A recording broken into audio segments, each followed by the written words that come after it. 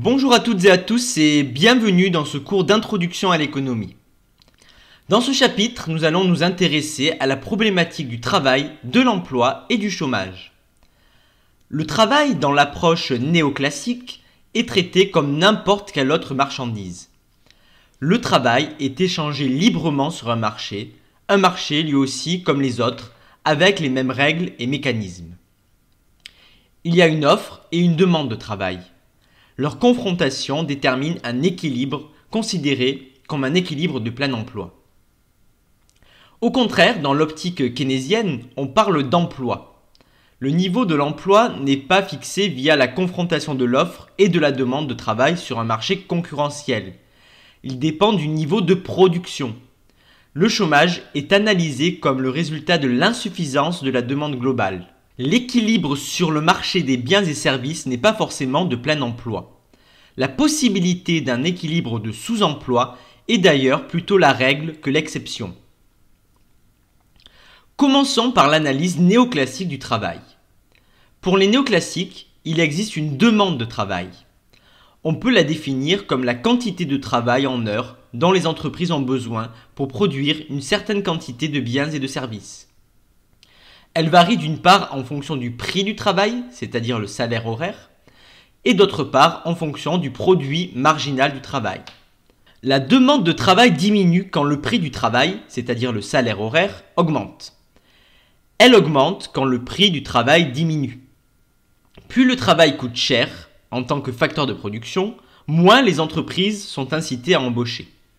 Ce résultat repose sur l'hypothèse de substituabilité capital-travail. Si les entreprises embauchent moins, cela ne débouche pas forcément sur une réduction de leur production. Elles vont remplacer du travail par du capital. Il y a donc arbitrage entre le coût du capital et le coût du travail.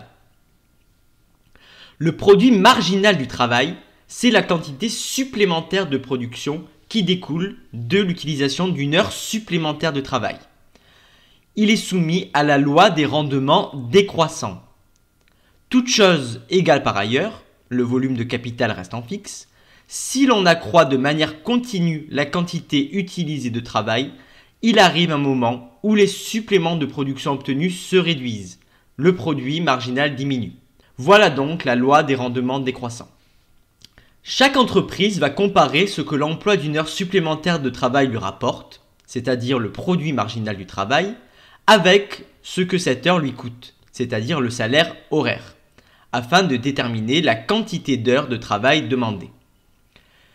Tant que le produit marginal du travail est supérieur au salaire, l'entreprise augmente d'une unité supplémentaire le nombre d'heures de travail demandées, jusqu'au moment où le produit marginal du travail devient égal au salaire horaire. De l'autre côté, l'offre de travail peut être définie comme la quantité de travail en heures que les salariés sont prêts à offrir pour un niveau de salaire donné. C'est une fonction croissante par rapport au salaire horaire.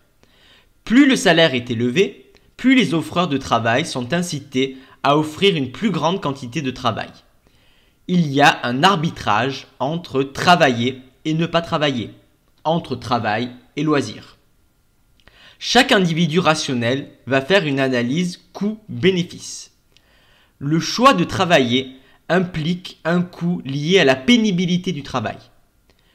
Plus on travaille, plus c'est fatigant. Chaque heure de travail supplémentaire est plus coûteuse que la précédente. Chaque individu est différent. Certains sont plus paresseux que d'autres. Donc pour les plus paresseux, le coût d'une heure de travail est plus élevé que pour les moins paresseux. Le choix de travailler implique aussi un gain, c'est toucher un salaire, ce qui permet de consommer, donc d'en retirer une utilité. Ce gain dépend de l'existence ou non d'autres types de revenus autres que ceux du travail. Le choix du loisir implique aussi un bénéfice et un coût. Le bénéfice est le plaisir qu'on en retire. On suppose que l'individu est capable de donner une valeur numérique à ce bénéfice, à ce plaisir. Cette valeur est décroissante. Au départ, la situation est plaisante, puis devient lassante au fur et à mesure des heures de loisir. Cela dépend des goûts de chacun. Pour les paresseux, l'ennui peut ne jamais venir. Pour d'autres, quelques heures de loisirs suffisent. Au niveau du coût, c'est un coût d'opportunité. Une heure de loisir signifie qu'on renonce à une heure de travail, donc à une heure de salaire.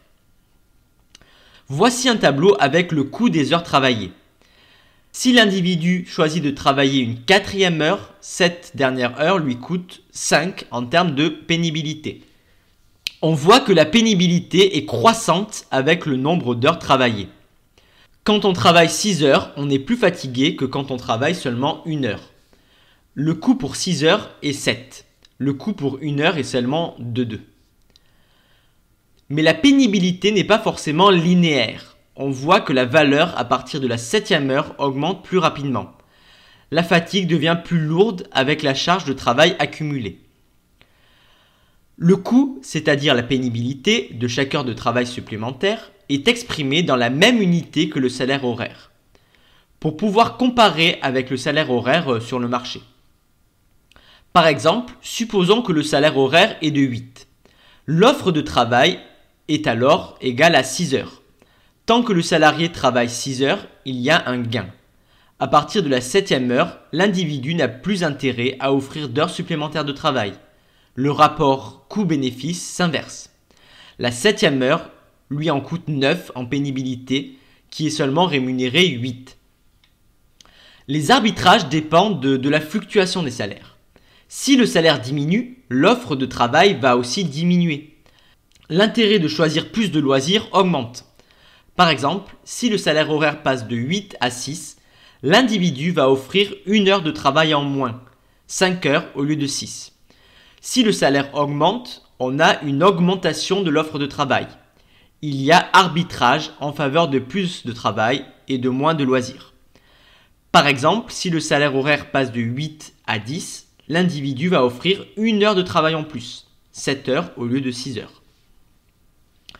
Il existe une petite nuance dans cette relation entre hausse du salaire et augmentation de l'offre de travail. Cette nuance est à retrouver dans la confrontation entre effet revenu et effet de substitution. Concernant l'effet revenu, si le salaire horaire augmente, le revenu d'un individu augmente à nombre égal d'heures travaillées. L'individu peut alors maintenir un revenu constant et ne pas augmenter, voire diminuer son offre de travail. Deuxième effet, l'effet de substitution travail-loisir. En cas de hausse de salaire, la perte subie par l'individu qui choisit les loisirs augmente. Donc, il va remplacer du loisir par du travail. C'est l'effet revenu ou l'effet de substitution qui l'emporte. Selon les néoclassiques, c'est plutôt l'effet de substitution qui l'emporte. Pour résumer, le travail est considéré par les économistes néoclassiques comme une marchandise, au même titre que les autres biens. L'offre de travail est formulée par les travailleurs. La demande de travail est formulée par les entreprises. La confrontation de l'offre et de la demande débouche sur un équilibre.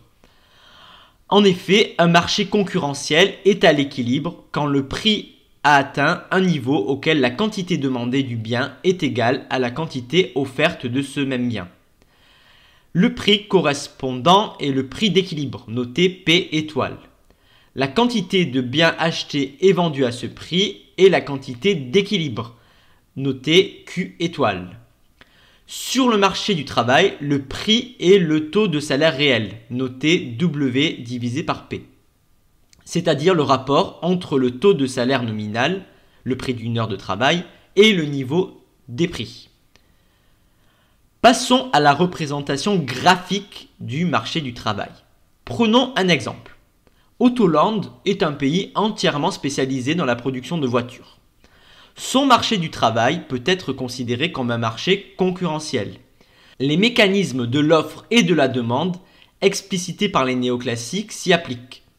Les tableaux suivants représentent l'évolution de la demande de travail, formulée par les constructeurs automobiles, et l'offre de travail formulée par les salariés, en fonction du prix, c'est-à-dire du taux de salaire réel. À partir de ces données, on peut construire la représentation graphique du marché du travail d'Autoland. Sur le graphique, en abscisse, on a la quantité d'heures de travail, c'est-à-dire le niveau de l'emploi. En ordonnée, on a le salaire horaire, noté W, ce qui est le prix du travail. La courbe d'offre est inclinée vers le haut. Ceci reflète la loi de l'offre. À mesure que le prix augmente, la quantité offerte augmente. Dans le cas du marché du travail, plus le taux de salaire réel est élevé, plus les salariés sont incités à travailler. La courbe de demande est inclinée vers le bas. Ceci reflète la loi de la demande. À mesure que le prix augmente, la quantité demandée diminue. Dans le cas du marché du travail, cela signifie que plus le taux de salaire réel est élevé, moins les entreprises sont incitées à embaucher. L'intersection des courbes de demande et d'offre de travail représente l'équilibre du marché. Dans le cas du marché du travail d'Autoland, les courbes d'offre et de demande de travail se croisent au point E, avec pour coordonnées 507. L'équilibre du marché du travail est donc noté E, qui est l'intersection des courbes d'offre et de demande de travail. Le salaire d'équilibre est noté W étoile et le niveau de l'emploi L étoile, c'est-à-dire le nombre d'heures de travail effectivement échangées sur le marché. À l'équilibre, la quantité offerte de travail est égale à la quantité demandée de travail. C'est donc le plein emploi.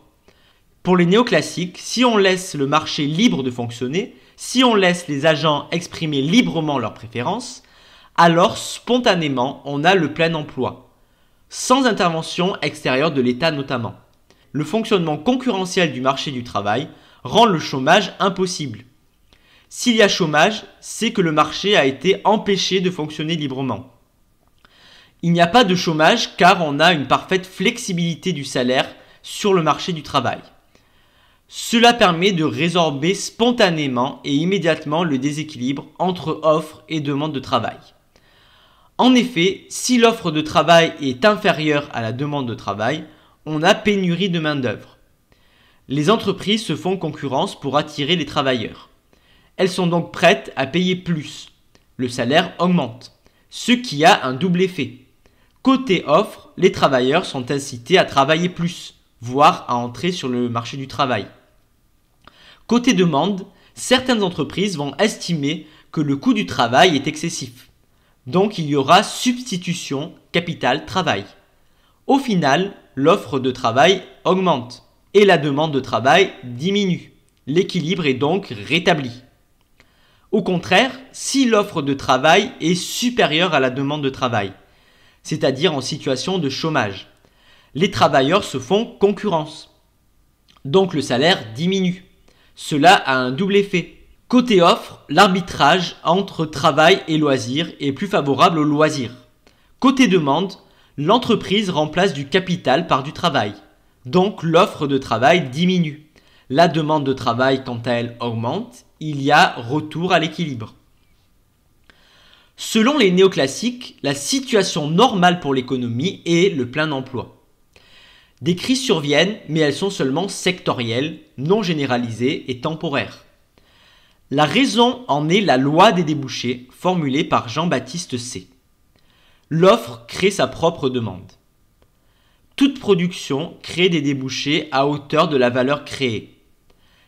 Car produire, c'est injecter des revenus correspondant à la valeur créée. Cette loi des débouchés repose sur l'hypothèse de monnaie neutre. La monnaie n'est pas détenue pour elle-même. Elle est entièrement dépensée. Donc les revenus sont entièrement dépensés, ce qui conduit à l'écoulement des marchandises produites globalement. Même si des déséquilibres sectoriels sont possibles pour telle ou telle marchandise. Mais cela est seulement possible de façon temporaire, car il y a ajustement spontané des marchés grâce au mécanisme des prix.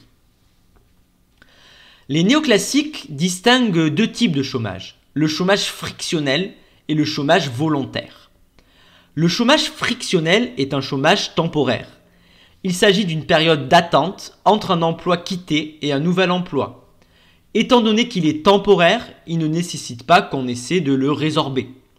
Dans toute économie, un taux de chômage naturel existerait, qui correspondrait à ce chômage frictionnel. Il serait impossible de descendre en dessous de ce taux. Ce taux serait compatible avec le plein emploi. Pour les néoclassiques, il existerait également un chômage volontaire, c'est-à-dire une non-activité choisie par les individus. Il serait donc l'expression des préférences des individus qui choisissent de ne pas travailler volontairement ou de travailler moins d'heures volontairement. Parce que le salaire d'équilibre ne leur conviendrait pas, il ne serait pas assez élevé. Les néoclassiques ont en partie complété leur analyse du chômage, notamment avec la crise de 1929, qui conduit à un chômage de masse et persistant. Les taux de chômage très importants dans les années 1930 ne peuvent recevoir comme simple explication le chômage frictionnel ou le chômage volontaire. Une nouvelle analyse du chômage a alors été développée. La cause du chômage serait les entraves au bon fonctionnement du marché du travail. Si l'équilibre n'entraîne pas le plein emploi, c'est que les conditions de la concurrence pure et parfaite ne sont pas remplies. Les prix sont bloqués, les mécanismes d'ajustement spontané par les prix ne fonctionnent pas. Pour les néoclassiques, les responsables de ces obstacles seraient l'État et les syndicats. Il y aurait ainsi rigidité des salaires, notamment à la baisse. Les salaires ne seraient pas ou peu réactifs au déséquilibre du marché. Exemple de rigidité des salaires, les salaires planchers en dessous desquels il est illégal de descendre, comme le SMIC en France. On le voit, le salaire minimum, noté W-min, est supérieur au salaire d'équilibre, noté W étoile. Pour le salaire minimum, l'offre de travail et la demande de travail ne sont pas égales. L'offre de travail notée L-O-min est supérieure à la demande de travail notée L-D-min. Donc, on aurait du chômage dû à l'existence du salaire minimum. Autre exemple de rigidité sur le marché du travail identifié par les néoclassiques, l'action des syndicats pour la défense des salariés et donc pour l'augmentation ou le maintien des salaires. D'autres dispositifs sont aussi critiqués par les néoclassiques, dispositifs qui ne permettent pas au marché du travail de fonctionner correctement. Le droit du travail ferait peser des contraintes sur le marché du travail. Des contraintes défavorables aux employeurs et qui à terme finiraient par se retourner contre les offreurs de travail victimes du chômage.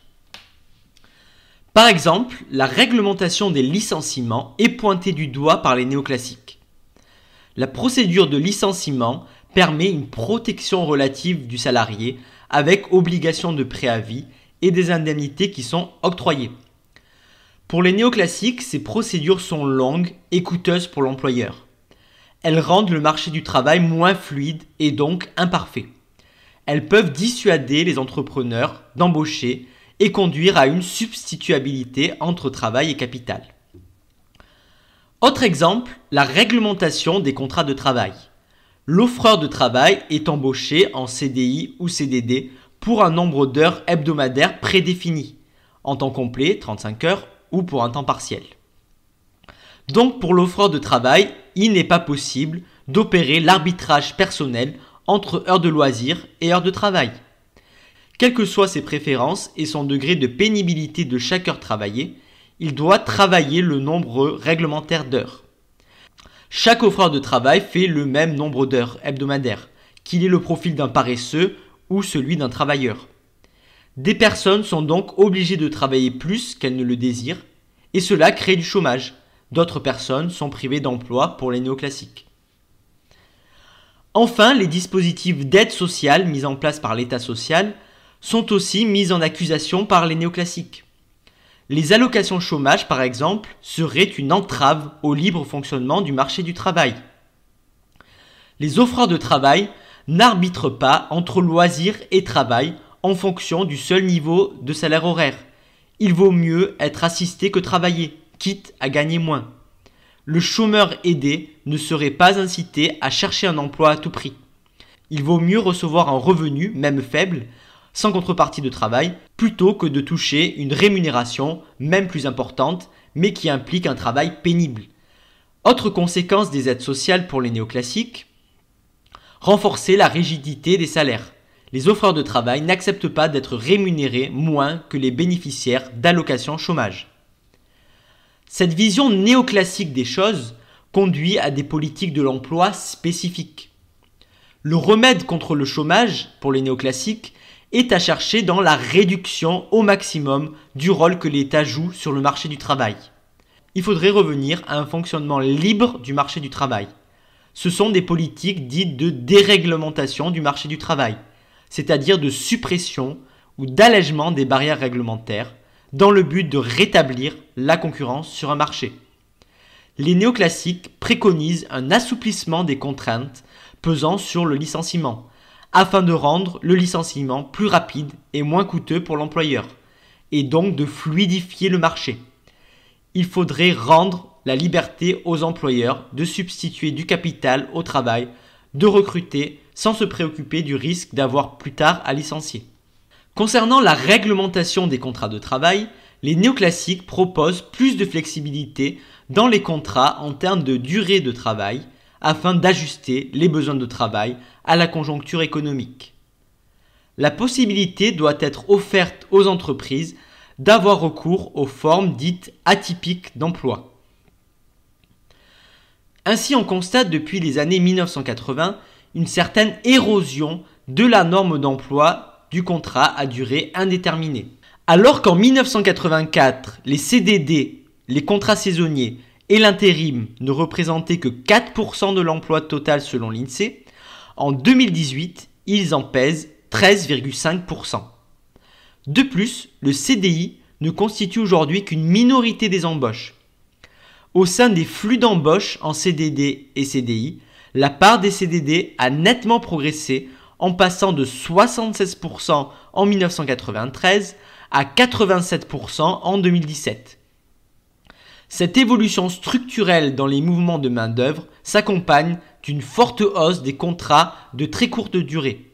En 2017, 30% des CDD ne durent qu'une seule journée. Pour les néoclassiques, il faudrait aussi rendre minimales les aides sociales pour ne pas inciter à l'oisiveté. Aussi pour que les salaires ne subissent pas une pression à la hausse.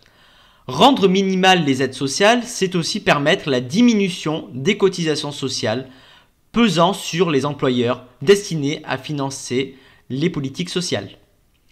Bien évidemment, pour les néoclassiques, il faut supprimer le salaire minimal pour rétablir les mécanismes d'ajustement à la baisse des salaires en cas de chômage, donc d'excès d'offres par rapport à la demande de travail. De manière plus générale, l'analyse néoclassique considère que c'est l'insuffisante rentabilité des entreprises et non l'absence de débouchés potentiels qui freine l'embauche. On parle de chômage classique pour désigner une situation dans laquelle le chômage s'explique essentiellement par le coût du travail. Cette interprétation des néoclassiques justifie les politiques d'allègement du coût du travail. Dans cette optique, la modération salariale engendre plusieurs effets positifs. Premièrement, l'effet de substitution. L'entreprise compare les prix relatifs des facteurs de production. Une baisse du coût du travail permet ainsi à l'entreprise de remplacer du capital par du travail. Deuxièmement, elle augmente le profit de l'entreprise, ce qui lui permet de davantage investir et embaucher. Troisièmement, la modération salariale permet à l'entreprise de diminuer ses prix, ce qui renforce sa compétitivité prix sur le marché international et lui permet de gagner des parts de marché sur le marché national. Cela conduit à une hausse de la production et de l'emploi. Les politiques de déréglementation du marché du travail sont appliquées depuis les années 1980. Mais force est de constater que le chômage de masse est persistant. En France, en janvier 2020, 8,1% de la population active est au chômage. Pour les néoclassiques, s'il y a autant de chômeurs, c'est parce que les politiques de déréglementation ne vont pas assez loin. Il y aurait encore des rigidités. Dans les pays ayant appliqué depuis plusieurs décennies et plus rigoureusement les politiques de déréglementation, le taux de chômage est plus faible. Aux États-Unis, la réglementation sociale et du travail est relativement faible. Le taux de chômage est relativement contenu, 3,6% de la population active en janvier 2020. Mais le revers de la médaille, c'est qu'une grande partie de la population a besoin de cumuler 2 emplois pour vivre. Ce sont les working poors, les travailleurs pauvres, qui travaillent, y compris à temps plein, mais ne parviennent pas à vivre décemment car leur salaire est extrêmement faible. En Allemagne, la situation est semblable. Le taux de chômage est faible, 3,4% en janvier 2020, mais le taux de pauvreté est élevé. 9,7% de la population allemande vit en dessous du seuil de pauvreté, contre 6,8% en France, au seuil de 50% du revenu médian.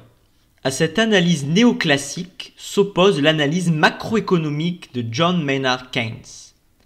Contrairement au néoclassique, il existe un chômage involontaire, pour Keynes, qui ne s'explique pas par le caractère trop élevé des salaires ou par les rigidités du marché du travail.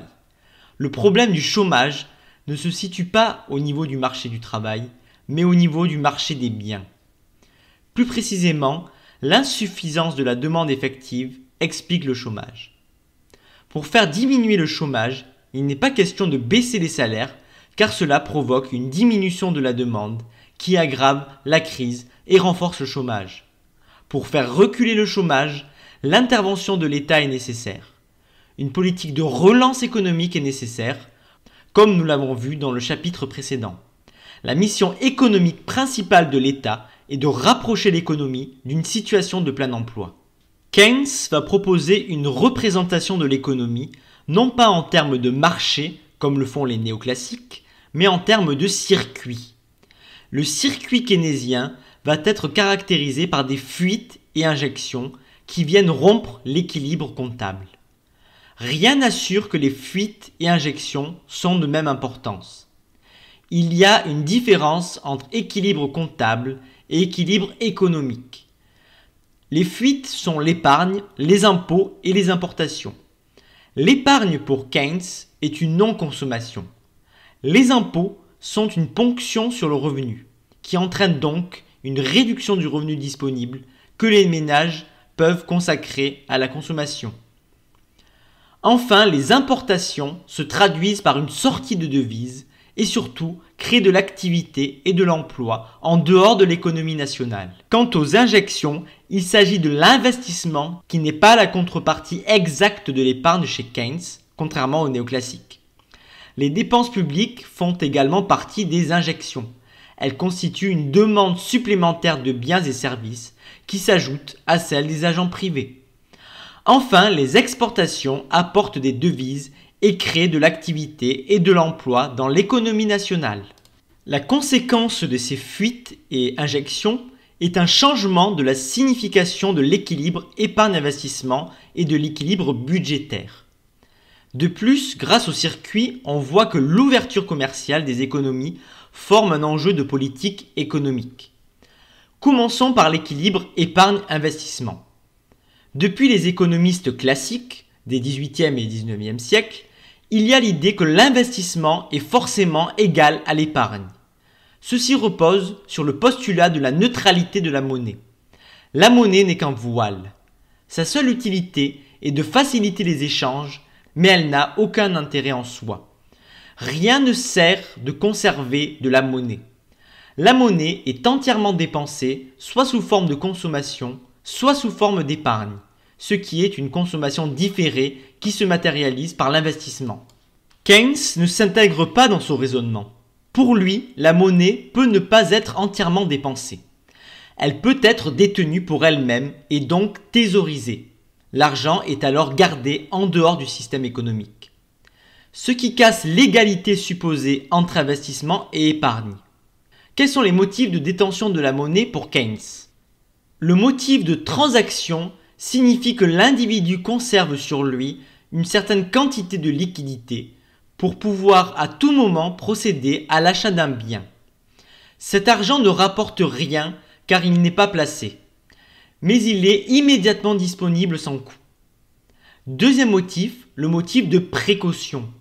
L'individu détient des liquidités pour pouvoir réagir face à un futur incertain, des dépenses imprévues, des obligations nouvelles, des opportunités d'achat avantageux. Plus l'avenir est incertain et les risques élevés, plus la détention de monnaie pour motif de précaution est importante. Enfin, dernier motif, le motif de spéculation. Il repose sur le principe d'arbitrage entre rendement d'un éventuel placement monétaire et disponibilité de la détention de monnaie non placée. Quand le taux d'intérêt est bas, acheter des titres est peu rentable. La demande de monnaie pour motif de spéculation est alors élevée. Il y a une relation décroissante entre la demande de monnaie pour motif de spéculation et le taux d'intérêt. L'ensemble de ces trois motifs forment la demande de monnaie. La monnaie est demandée pour elle-même. L'épargne des ménages n'est pas entièrement placée auprès des banques et des institutions financières. Rien ne garantit dès lors une égalité entre épargne et investissement. La fuite dans le circuit est possible. On a dit aussi que rien ne garantit l'égalité entre impôts et dépenses publiques, c'est-à-dire que rien ne garantit l'équilibre budgétaire. Dans la pensée classique et néoclassique, l'État doit absolument poursuivre un objectif de finances saines et ne pas vivre au-dessus de ses moyens. L'État est d'ailleurs limité à des fonctions régaliennes et à corriger les défauts du marché, comme nous l'avons vu dans le précédent chapitre. Dans la théorie keynésienne, le diktat de la finance saine est remplacé par l'impératif de la finance fonctionnelle. Le budget de l'État est un outil de politique économique. Le déficit budgétaire est acceptable s'il est au service d'une politique de relance de l'économie et de lutte contre le chômage. Le déficit est en plus amené à se résorber par lui-même. Il ne perdure pas. La politique de relance permet de percevoir plus de recettes fiscales et donc de financer le déficit. Pour Keynes, il faut améliorer le fonctionnement du circuit, c'est-à-dire faire diminuer les fuites, avoir donc des actions sur le niveau d'épargne et le niveau des impôts, et accroître les injections, c'est-à-dire intervenir sur le niveau de l'investissement et des dépenses publiques. Un acteur a la capacité de faire cela, l'État. L'État qui devient central avec Keynes. Et son rôle principal est de limiter le chômage. Pour bien comprendre le concept de chômage involontaire, il nous faut étudier la fonction de consommation. La demande de biens de consommation est exprimée par les ménages. La consommation des ménages est une fonction du revenu. On l'écrit alors C égale F de Y. Cette fonction est marquée par la loi psychologique fondamentale. Si le revenu augmente, la consommation augmente elle aussi, mais dans une proportion moindre. Par exemple, si le revenu augmente de 10%, la consommation augmente. Mais tout revenu supplémentaire n'est pas affecté à de la consommation supplémentaire. La consommation augmente d'un montant inférieur à 10%. La loi psychologique fondamentale revient à dire que les riches consacrent une part relativement moins importante de leurs revenus à la consommation que les pauvres. Si l'on augmente le revenu des ménages les plus riches, il y aura une faible augmentation de la consommation. Si l'on augmente au contraire le revenu des ménages les plus pauvres, la quasi-totalité du revenu supplémentaire sera affectée à la consommation. La part du revenu allouée à la consommation est appelée propension moyenne à consommer, PMC. Elle se calcule par le rapport entre consommation et revenu. On écrit PMC est égal à grand C divisé par Y. Grand C pour consommation et Y pour revenu. Si pour un revenu de 1000 euros, 600 euros sont consacrés à la consommation, PMC est égal à 600 divisé par 1000 est égal à 0,6. Quant à la propension marginale à consommer, petit c, elle mesure la part consacrée à la consommation au cas où le revenu augmente d'une unité. C'est le rapport entre la variation de la consommation et la variation du revenu. On écrit petit c est égal à delta grand C divisé par delta Y, avec petit c la propension marginale à consommer, delta grand C la variation de la consommation et delta Y la variation du revenu. La propension marginale à consommer est comprise entre 0 et 1. Par exemple, si le revenu augmente de 100 euros, la consommation augmente de 80 euros, alors la propension marginale à consommer est égale à 80 divisé par 100, ce qui fait 0,8. Donc la fonction keynésienne de consommation s'écrit grand C est égal à petit cy plus C0. Avec petit c la propension marginale à consommer, Y le revenu et C0 la consommation incompressible. La consommation incompressible est celle à laquelle il est impossible de renoncer pour survivre même si on ne dispose d'aucun revenu. De manière inversée, on peut déterminer la fonction keynésienne d'épargne. Le revenu est soit consommé, soit épargné. L'épargne est un résidu. C'est le montant du revenu qui n'est pas consommé. On écrit grand S est égal à Y moins grand C. Avec S l'épargne, Y le revenu et grand C la consommation. Comme grand C est égal à petit cy plus C0, alors S est égal à Y moins, entre parenthèses, petit cy plus C0, fermez la parenthèse. Ce qui fait Y moins petit cy moins C0. Ce qui fait encore grand S est égal à 1 moins C facteur de Y moins C0, si on factorise. 1 moins C, c'est-à-dire petit s. Petit s, c'est la propension marginale à épargner. Et on peut en déduire que petit c plus petit s est égal à 1. Le corollaire de la loi psychologique fondamentale est l'énoncé suivant. La part du revenu consacrée à l'épargne tend à augmenter quand le revenu augmente. Plus on s'enrichit, plus on consacre de revenus à l'épargne.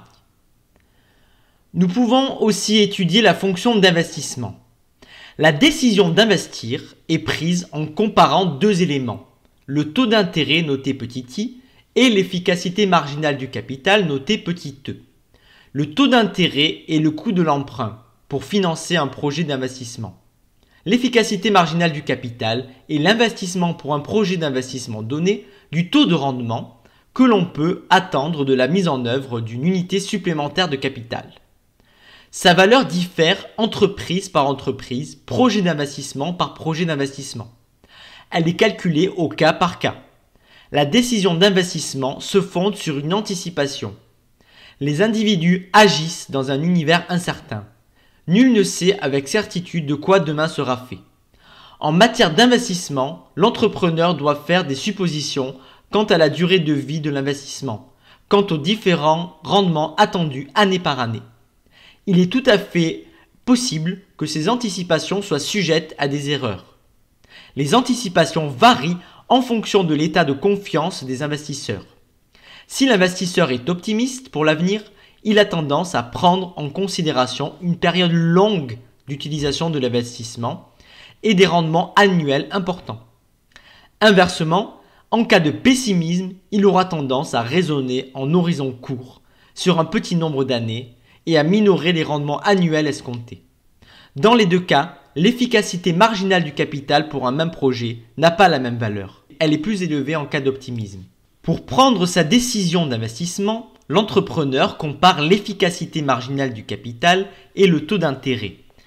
Il met en rapport ce que le capital investi est censé rapporter, petit e, et ce qu'il en coûte d'investir, petit i.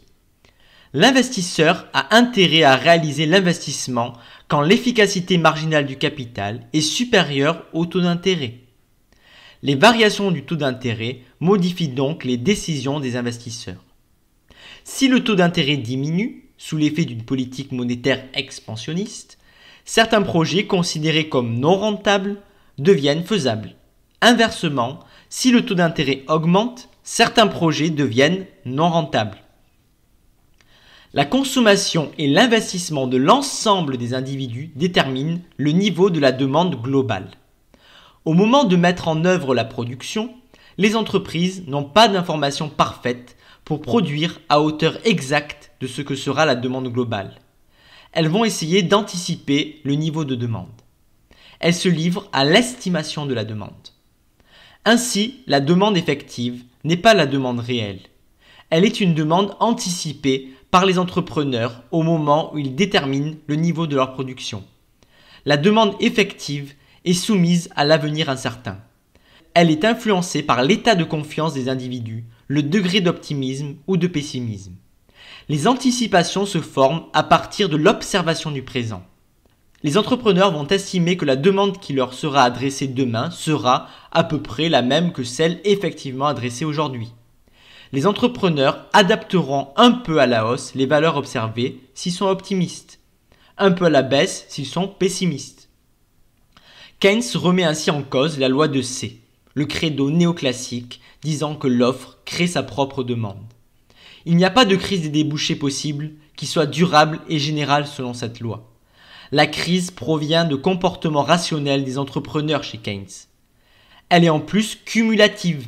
Les anticipations des agents ont tendance à enfoncer l'économie dans la crise. Prenons l'exemple du début de crise une année donnée. La production s'écoule mal. Pour l'année suivante, les entrepreneurs vont estimer quelle sera la demande effective à partir de la demande exprimée au moment présent. Donc la demande effective est évaluée à la baisse car des invendus existent. Les entrepreneurs produisent moins et embauchent moins. Par conséquent, moins de revenus sont distribués. Il y aura moins de consommation. La demande globale diminue à la période suivante. Les entrepreneurs vont à nouveau reformuler à la baisse leur estimation de la demande effective. C'est le cercle vicieux de la crise durable qui est enclenché. On l'a dit, pour Keynes, le chômage est involontaire. Il est subi par les individus. Keynes conteste la théorie néoclassique qui tente de montrer l'impossibilité du chômage, hormis volontaire ou frictionnel. Pour Keynes, les néoclassiques commettent une erreur à deux niveaux. D'une part, il n'y a pas de marché du travail à proprement parler. D'autre part, le niveau d'emploi est déterminé par le niveau de la demande effective. Premièrement, il n'y a pas de marché du travail, car cela supposerait l'existence d'une offre et d'une demande de travail indépendantes et sans rapport de force. Dans la réalité, il existe une asymétrie totale entre employeurs et salariés. Deuxièmement, le niveau de l'emploi n'est pas fixé via la confrontation de l'offre et de la demande de travail sur un marché concurrentiel. Il est fixé unilatéralement par les entrepreneurs qui décident du niveau de production qui lui-même détermine le besoin global en main-d'œuvre. Peu importe que pour un salarié donné, il y ait des demandeurs d'emploi acceptant ce salaire mais ne trouvant pas de travail. Si les entrepreneurs ont embauché suffisamment de main-d'œuvre pour produire ce qu'ils ont décidé de produire, rien ne pourra les inciter à embaucher plus. Donc, on a un enchaînement demande effective, niveau de production, niveau de l'emploi. Le salaire n'est pas une variable d'ajustement pour Keynes, ni un déterminant du niveau d'emploi. Au contraire, le niveau d'emploi détermine le taux de salaire réel. Le taux de salaire réel est le salaire hors effet prix. Le taux de salaire réel dépend de deux éléments. Des salaires nominaux, qui sont en partie déterminés par le rapport de force entre syndicats et employeurs, et, deuxièmement, les prix. Pour les néoclassiques, le chômage involontaire des keynésiens est expliqué par la rigidité à la baisse des salaires. Ce qui est faux en partie, car certes les salaires nominaux sont rigides à la baisse, grâce aux négociations salariales par exemple, mais ce n'est pas le cas des salaires réels, qui eux fluctuent en fonction du mouvement des prix. Pour les keynésiens, les prix sont la variable d'ajustement. À salaire nominal inchangé, si la demande de biens augmente, le niveau des prix augmente aussi. Donc, une hausse du niveau d'emploi due à une augmentation de la demande de biens engendre aussi une baisse du salaire réel. Rien ne garantit pour Keynes que le niveau d'emploi corresponde au niveau de plein emploi. La situation où l'on atteint le plein emploi d'emblée tient absolument du hasard. Il est plus fréquent que le niveau d'emploi désiré par les entrepreneurs ne corresponde pas aux demandes d'emploi des ménages. Pour atteindre le plein emploi, il faut que les entrepreneurs décident de produire plus, ce qui suppose une augmentation de la demande effective. Il faut donc que les entrepreneurs redeviennent optimistes et que la demande globale réellement exprimée augmente. La crise et le chômage chez Keynes sont donc analysés comme le résultat de l'insuffisance de la demande globale. Cela s'explique par un excès d'épargne. Pour les néoclassiques, l'épargne est une forme de consommation qui se traduit par l'investissement. Tout ce qui est produit est systématiquement écoulé. Pour Keynes, tous les revenus ne sont pas systématiquement dépensés. L'épargne peut prendre la forme d'une thésaurisation. La monnaie non placée ne rapporte rien. Elle est conservée pour elle-même. Alors l'épargne n'est pas forcément égale à l'investissement. Il est donc possible que la demande soit inférieure à l'offre, et un excès d'épargne est problématique pour l'économie et peut engendrer un début de crise économique. Il y a possibilité d'équilibre de sous-emploi pour les keynésiens en dehors même des périodes de crise. L'équilibre de sous-emploi est une situation où la demande globale est égale à l'offre globale, mais où l'équilibre s'établit à un niveau de production trop faible pour garantir l'emploi de toutes les ressources. Les situations d'équilibre de sous-emploi est la norme, et non l'exception. Car quand les entrepreneurs décident de produire, ils n'ont pas l'objectif du plein emploi, mais recherchent le profit. Ici se situe une rupture supplémentaire de Keynes par rapport au néoclassique. La somme des intérêts particuliers ne débouche pas forcément sur l'intérêt général. L'intérêt général, ici, c'est atteindre le plein emploi. L'intérêt particulier de chaque entrepreneur est de produire la quantité de biens qu'il est sûr d'écouler. Atteindre un nouvel équilibre plus proche du plein emploi n'a rien de spontané ou d'automatique. Il faut l'intervention de l'État. Enfin, pour finir ce chapitre sur l'emploi, nous allons nous intéresser à certaines théories qui ont pour fondement de relâcher les hypothèses du modèle classique de base. Revenons d'abord sur ces hypothèses de base, sur les conditions restrictives de la concurrence pure et parfaite. Pour que le marché fonctionne réellement, comme les néoclassiques le prétendent ou le veulent, des conditions très strictes, très restrictives et assez théoriques doivent être respectées. Ce sont les 5 conditions de la concurrence pure et parfaite. La pureté implique 3 conditions: l'atomicité, la fluidité et l'homogénéité. L'atomicité signifie l'existence d'une multitude de demandeurs et d'offreurs de taille comparable. Aucun d'eux ne peut influencer la détermination du prix. Ce sont des preneurs de prix, des price takers en anglais. La fluidité est la libre entrée et la libre sortie du marché. Tout agent doit pouvoir à tout moment et sans contrainte formuler ou non une offre et une demande. L'homogénéité signifie que les produits disponibles sur le marché sont standardisés. Pour que la concurrence soit parfaite, 2 conditions sont nécessaires: la transparence et la mobilité des facteurs de production. La transparence est le fait que les offreurs et demandeurs disposent d'une information parfaite et gratuite, notamment concernant les prix des biens. Enfin, la mobilité des facteurs de production. Le travail et le capital peuvent se déplacer d'un secteur à l'autre, là où la demande est supérieure à l'offre. La concurrence pure et parfaite, en plus d'être très théorique, n'existe pas dans la réalité. Dans la réalité, aucun marché pur et parfait n'existe. La concurrence pure et parfaite est une norme à atteindre, un modèle auquel la réalité doit se conformer. S'il y a du chômage ou une crise, s'il n'y a pas d'équilibre du marché, pour les néoclassiques, c'est la faute de la réalité économique, qui est trop éloignée de la norme. La politique économique doit faire en sorte que la réalité se conforme au modèle. Par exemple, la politique de la concurrence, menée notamment par la Commission européenne, rentre dans ce cadre théorique. Cette politique comprend 3 volets. Le contrôle des concentrations permet d'évaluer l'impact sur la concurrence d'une fusion-acquisition. Deuxièmement, au niveau des ententes, les cartels sont interdits. Enfin, il y a le contrôle des abus de position dominante, c'est-à-dire la situation dans laquelle une entreprise profite de sa position dominante pour fausser le jeu de la concurrence. Alors, certaines théories s'appuient sur le relâchement d'une des hypothèses de la concurrence pure et parfaite. Premièrement, afin d'appréhender de manière plus précise le marché du travail, l'hypothèse de transparence de l'information doit être remise en cause.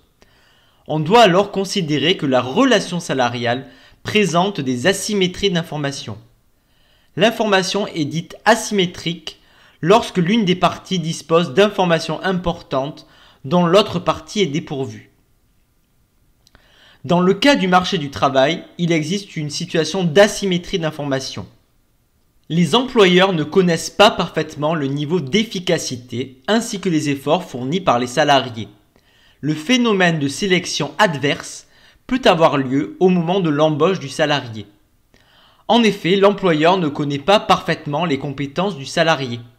Il peut tenter de limiter l'incertitude en mettant en place des procédures fines de sélection des dossiers avec entretien d'embauche. Mais cette incertitude ne saurait être réduite à zéro. Nous sommes donc bien dans le cas d'une asymétrie informationnelle, le candidat étant a priori mieux informé que l'employeur sur ses caractéristiques professionnelles. Cette incertitude peut conduire à prendre des décisions aboutissant au résultat inverse de celui qui était souhaité. Le phénomène d'aléa moral concerne quant à lui les efforts fournis par le salarié embauché. L'employeur ne peut contrôler parfaitement le niveau de soins apporté aux tâches accomplies par son salarié. On se retrouve alors dans un cas typique de relation principal-agent tel qu'analysé par la théorie de l'agence. Cette relation désigne un ensemble de problèmes rencontrés lorsque la situation d'un acteur nommé le principal, ici l'employeur, dépend de l'action ou de la nature d'un autre acteur, l'agent, ici le salarié, sur lequel le principal est imparfaitement informé. Pour minimiser l'aléa moral, les employeurs peuvent mettre en place des procédures de contrôle et de surveillance des salariés. Lorsque l'effort est facilement contrôlable, il est logique de brandir la menace de renvoi en cas d'échec pour inciter le salarié à fournir les efforts appropriés, utilisation du bâton en quelque sorte. Mais il est souvent coûteux de contrôler en permanence le travail d'un employé. Une autre idée pour contrôler repose sur la théorie du salaire d'efficience, qui consiste à verser un salaire supérieur au salaire d'équilibre. Ceci permet à l'employeur de bénéficier de plusieurs avantages. Les salariés sont plus motivés et élèvent donc leur productivité. Les salariés sont plus fidèles à l'entreprise, ce qui entraîne une réduction de la rotation du personnel et donc des coûts liés au changement de personnel. Les salariés les plus productifs sont attirés par des salaires plus élevés. Enfin, le modèle néoclassique de base, on l'a dit, considère le travail comme un facteur de production parfaitement homogène. Les travailleurs sont rigoureusement identiques. Dans la réalité, on constate une hétérogénéité des travailleurs. Ainsi, ces derniers se différencient au niveau des qualifications. Ils sont inégalement dotés en capital humain. Le capital humain est un stock de compétences valorisables économiquement sur le marché du travail.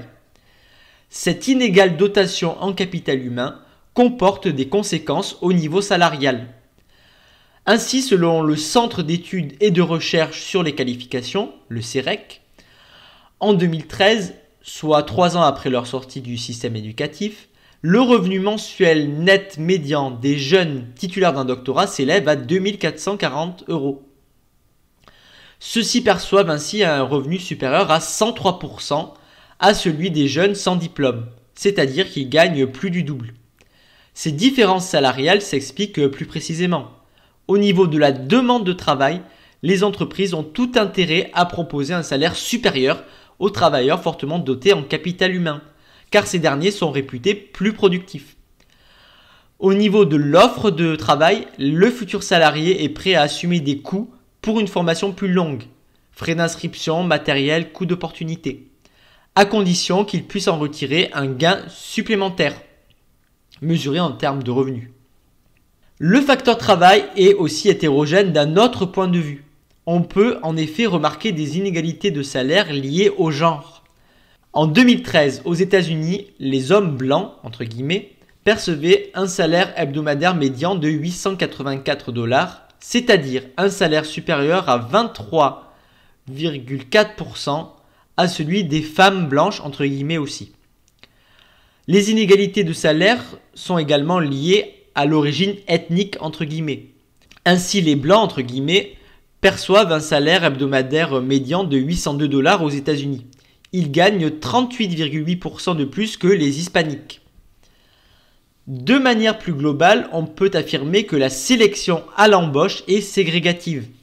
Les femmes et certains groupes ethniques, entre guillemets, occupent plus souvent des emplois moins prestigieux et moins rémunérateurs. Cela s'accompagne d'une discrimination salariale. Toutes choses égales par ailleurs, les femmes et certains groupes ethniques, encore entre guillemets, subissent une décote salariale, c'est-à-dire qu'à niveau de diplôme, expérience, âge, métier identique, leur salaire est plus faible. La théorie de la segmentation du marché du travail repose sur ce constat. La question principale de la segmentation est la suivante. Pourquoi existe-t-il des emplois cumulant des avantages, les bons emplois, entre guillemets, pourquoi d'autres cumulent des désavantages? La théorie de la segmentation ou de la dualité du marché du travail consiste en effet à reconnaître l'existence de deux marchés dotés de caractéristiques opposées. Le premier, le marché primaire, offre une quasi-sécurité de l'emploi, des rémunérations plus élevées que ce que vaudrait chaque travailleur sur un marché large, parce que les employeurs considèrent qu'il est de leur intérêt de stabiliser cette main-d'œuvre, en raison des investissements en formation qu'ils ont consentis par exemple. Pour les mêmes raisons, les carrières se déroulent sur des temps longs et l'ancienneté joue un rôle important dans la fixation du montant des rémunérations. Les salariés sont souvent défendus par des organisations syndicales dont l'intervention est reconnue.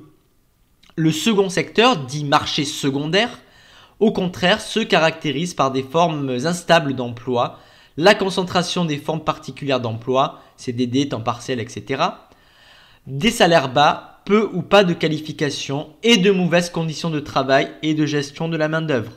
Sur ce second secteur, les acteurs se rencontrent de manière atomisée, sans médiation institutionnelle. Et voilà, c'est fini pour ce chapitre sur la thématique du travail, de l'emploi et du chômage. On a donc étudié la théorie néoclassique de base du travail, puis l'analyse keynésienne de l'emploi et du chômage, et enfin d'autres théories qui partent du modèle néoclassique en relâchant certaines de ses hypothèses.